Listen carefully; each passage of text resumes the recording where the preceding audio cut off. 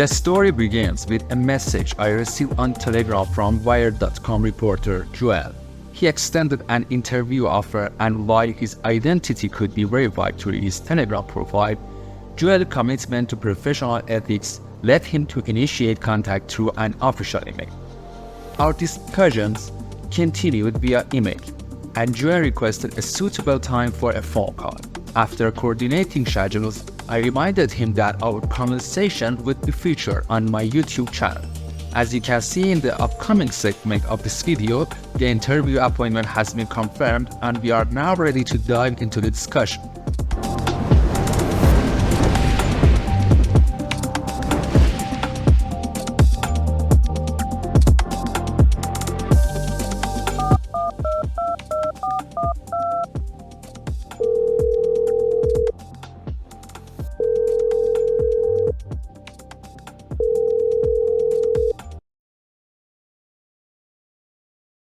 Hello? Is this Joseph Modiri? Yes, speaking. How can I assist you today? Great! This is Joel Khalili from Wired.com.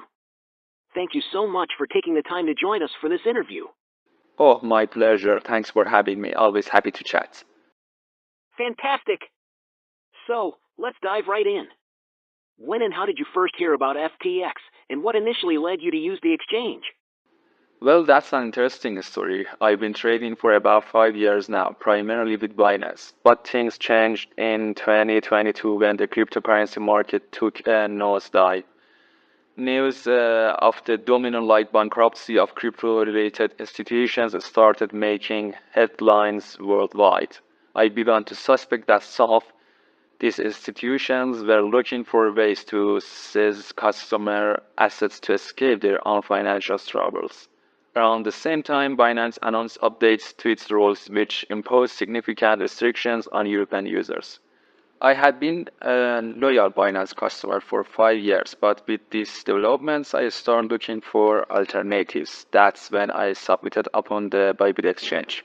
I began trading there until a friend of mine suggested FTX, claiming it was a larger and more established platform. So I divided my trading capital between Bybit and FTX.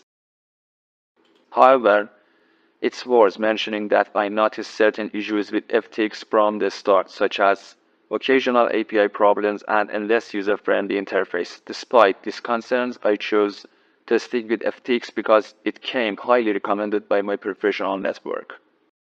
That's quite a journey in the crypto world. Now, let's talk about Sam Bankman-Fried, the man behind FTX. Sam Bankman-Fried, quite the character, right? Absolutely! His public appearances and unique style garnered a lot of attention. Did they play a role in your decision to use the exchange? You know, I wasn't initially drawn to his public persona. In fact, I didn't pay much attention to his interviews or social media presence because I didn't see a strong business personality in him. However, after becoming part of Sam Bankman-Fried user community, I became more curious about him.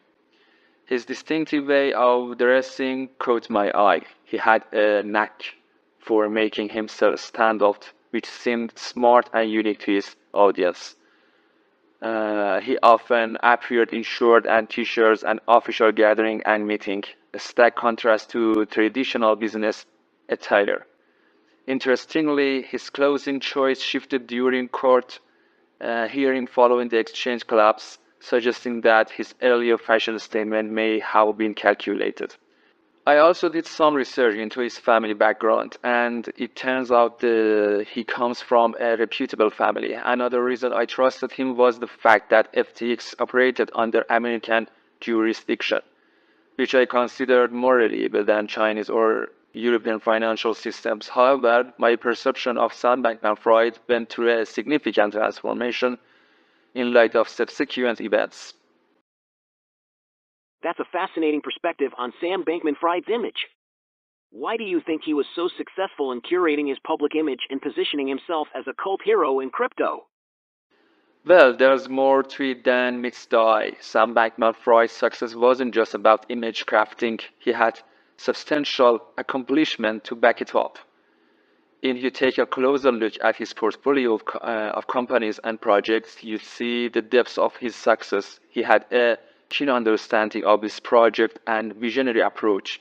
However, he made a significant mistake by using blocked customer funds instead of current funds in his project. He was overly confident in the success of his project and their financial sustainability, and perhaps he didn't anticipate the level of competition and pressure he would face.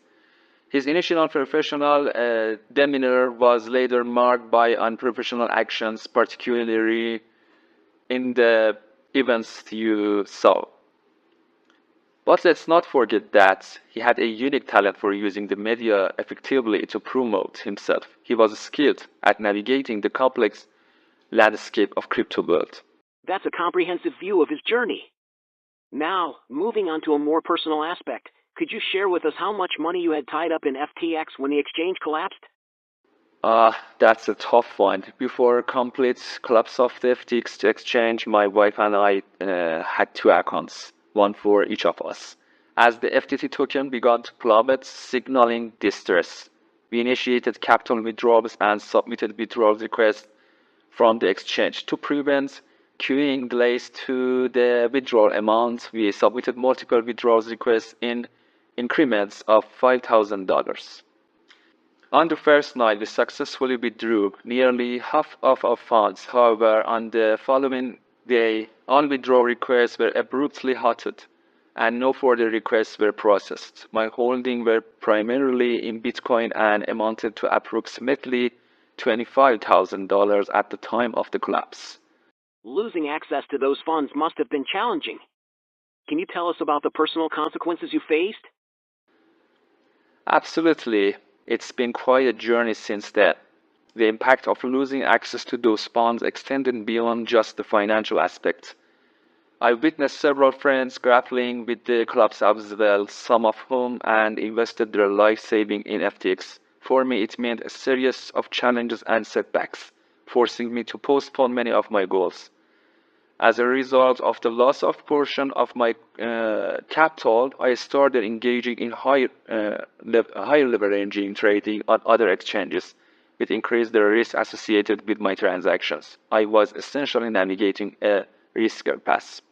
Additionally, the experience shattered my trust in centralized exchange. Most of my activities have now shifted to decentralized exchange. I only use centralized exchange for short-term leverage transactions, and I withdraw my funds immediately afterward. I believe the fall of FTX had a significant impact on the decisions of exchange users, leading many to favor decentralized exchange and reevaluate their trust in American financial systems. Thank you for sharing your experiences. Finally, how closely will you be following the SBF trial? Does the outcome mean something to you? I definitely be keeping an eye on that trial. The events surrounding the FTX exchange collapse have had a profound impact on my financial well-being, my trading preferences, and my perception of the cryptocurrency industry.